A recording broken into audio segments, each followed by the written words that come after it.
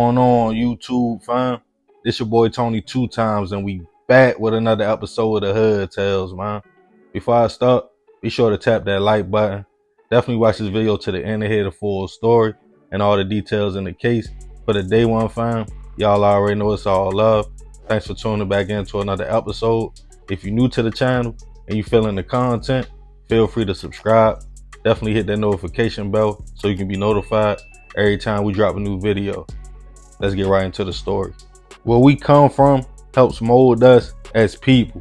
Our environment, what we see every day when we wake up and walk outside our front door. Most of us that come from what others might call the hood or trenches don't even view our cities like that. To an outsider, when you hear about or visit certain places, you might think to yourself, how do they survive, grow up, and live like that? But for the people that's there, it's just everyday life. You learn how to will and deal in a place that might not have much to offer, but it's home.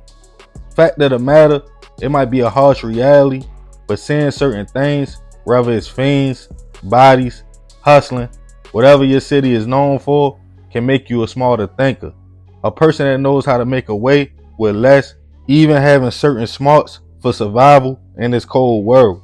Things you can't learn in school, but it's human nature to want better. You could love where you come from, but you know it's not a safe place or not too many legit ways to make a living. You add trauma like losing people, family or friends you grew up with to violence, it leaves you feeling like I gotta make a way out and do better. Some are fortunate enough to get that chance, whether they move to a new place for a fresh start or try another approach in their hometown.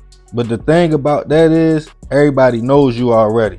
And depending what you got going on and how you move, that could put a target on your back. And on this episode of Hood Tales, we'll be taking it to Louisville, Kentucky to discuss a case of a sneaky setup that claimed the life of an up-and-coming rapper. Charles Johns Jr. grew up in Louisville to a close-knit family.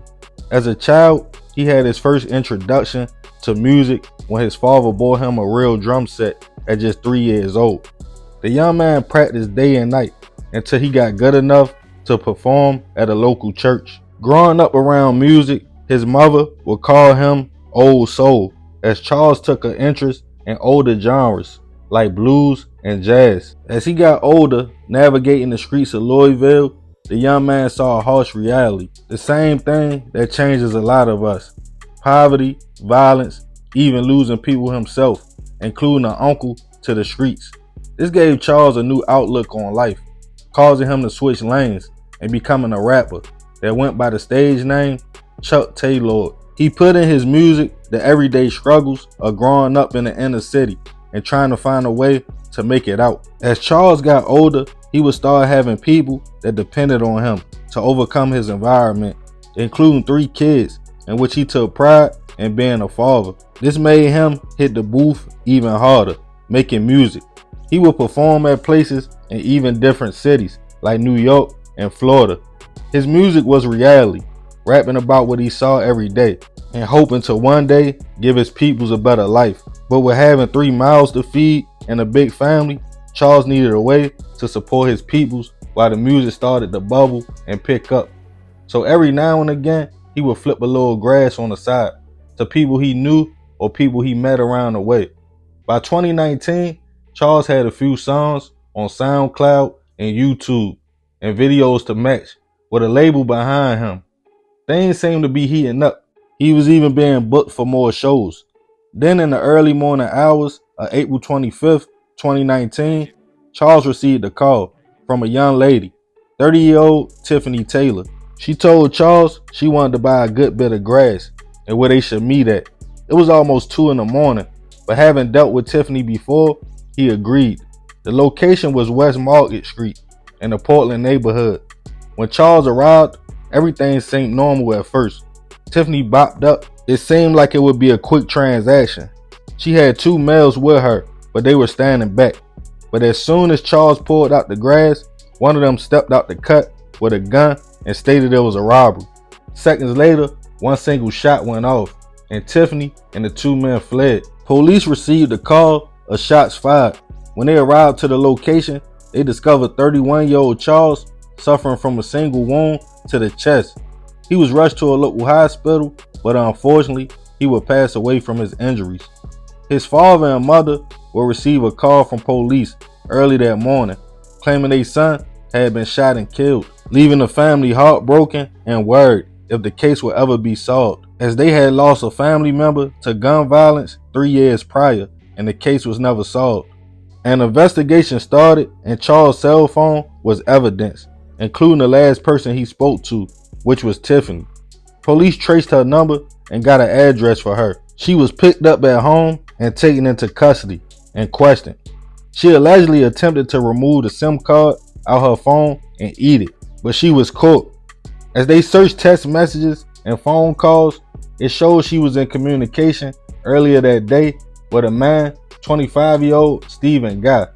She claimed she was with Stephen in the juvenile mail on West Market Street that night. When they all decided they needed a quick lick, she called Charles, knowing he would come there late for the money, basically luring him in for the setup. But she alleged things went left when Stephen walked up and shot. She was taken into custody, charged with murder, robbery, and tampering with evidence. That same day, police tracked down Stephen in New Albany, Indiana. Phone records placed him at the location the time of the shooting. He was extradited back to Kentucky, charged with the hit and robbery.